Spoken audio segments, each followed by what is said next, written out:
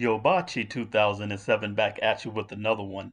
So this issue with Brick Baby, Roda Bash, or Roda Osman, depending on which alias she's going by for which FundMe account scam she's running at the time. She has a bunch of GoFundMe accounts going back years for everything under the sun. She's always being victimized by something or somebody, according to her. All right, so we're not going to get into that subject right now, but we just want to look at how that has sparked this conversation and this claim being brought up again that black men don't protect black women, and also the claim that it's random black men's obligation to risk their life for random black women. All right, so Houston woman gets hit with brick, says black men don't protect women. We can see all these headlines going down here. We get them over and over again. There's a lot of men talking about it.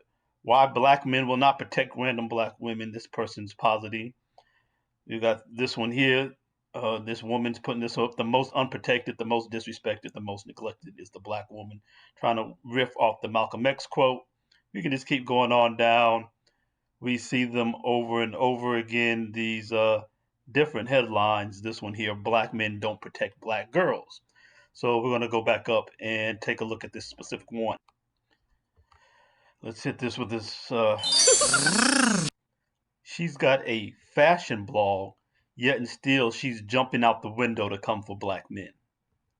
This social commentary is not even what her blog's about, but she's going from selling her wares to take time out to come for brothers with this entitlement that we are supposed to risk everything, and this tale that black men don't protect black women, which we're going to challenge that's even accurate, because they state this as if this is a given fact. But before we do that, please make sure that you like and subscribe. Liking is easy and it's free. Just go ahead and hit the like button, and we're going to get right back to the program. So we can see here she's replaying the issue. So that's what she's going to be talking about. I want to give her my... The lie that she just wouldn't give him her number. That's not what happened. We have every witness that tells you that's not how the incident went down in any way. But then I want to get here. So she's riffing off this Malcolm X quote, and here's where she starts her commentary on it. And the one thing that stood out for me was when she said that there were men there, there were other men there, and nobody helped her. Here's the thing. I don't care if, and I'm not saying she was, I'm just giving you all these scenarios. I don't care if she was drunk. I don't care if she was being rowdy or whatever. Yeah, you don't care, and that's the problem. You don't care what women are pulling men into and the danger that it puts that man into to step in between into a situation of violence that this woman is actively engaging in. The real story that has been told, he didn't just ask for a number and then she said no and he just picked up a brick and hit her. She engaged with him to escalate a violent situation, going back and forth with this guy standing over with the brick in her hand. She's going back and forth with him argumentatively and ratcheting up the situation instead of walking away from it. And a man's supposed to go and stand in between that brick and catch that brick for her because she wants to stand there and escalate violence. You don't care, and that's the problem. But men need to care about men, because clearly the women who create these situations to put men's lives in danger don't care about them.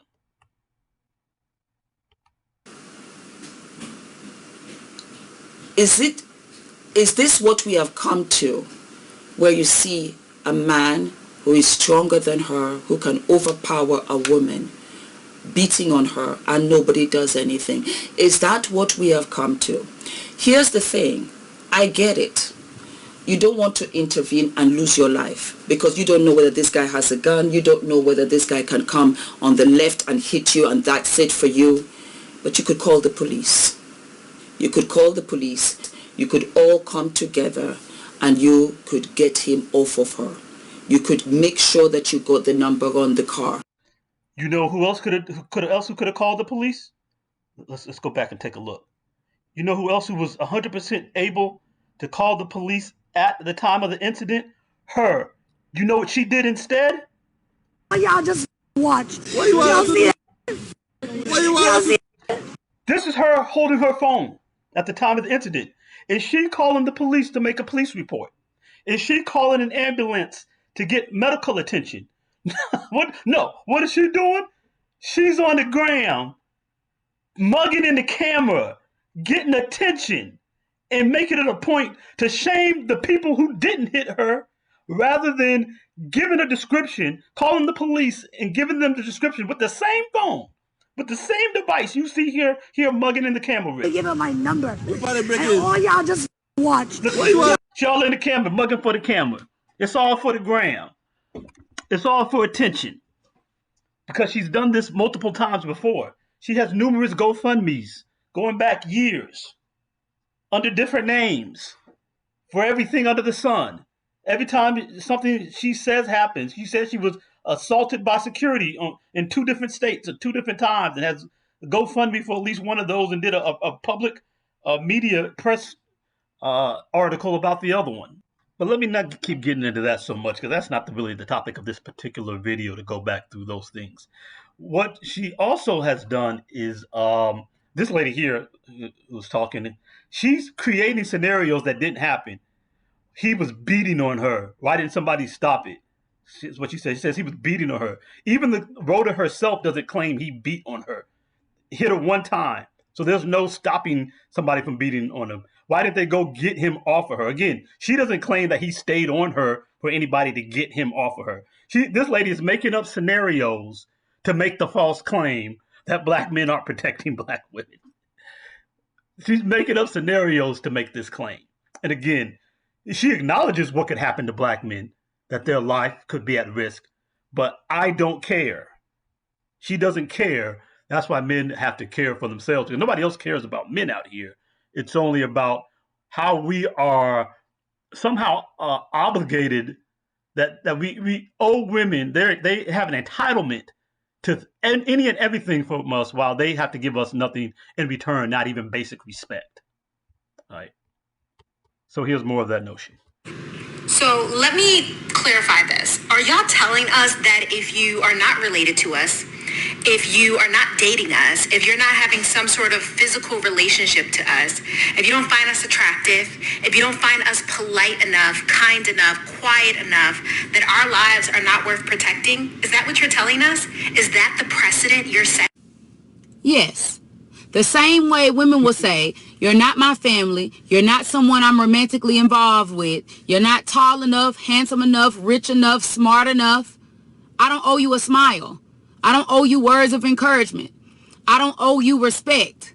I don't owe you any kind of gratitude.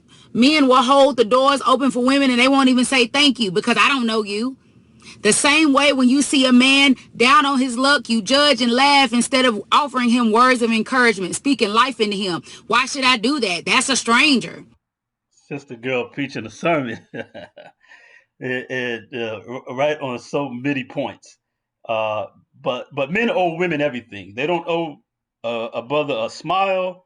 They don't owe him to protect him in any kind of emotional way, culturally. Not only are they not protecting us as far as our image to the world, they're the ones who are out here doing backflips to denigrate black men in the world so that it makes it more palatable for the justice system and for law enforcement to do anything to black men and it be okay. But let me give my response to this, sister. Let's do this again for a second. Worth protecting? Is that what you're telling us? Is that the precedent you're setting?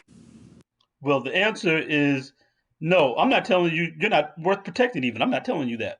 What I am telling you that it is not any random man's job to risk his life for you, especially while you are conducting yourself in a way to invite and to escalate violent situations.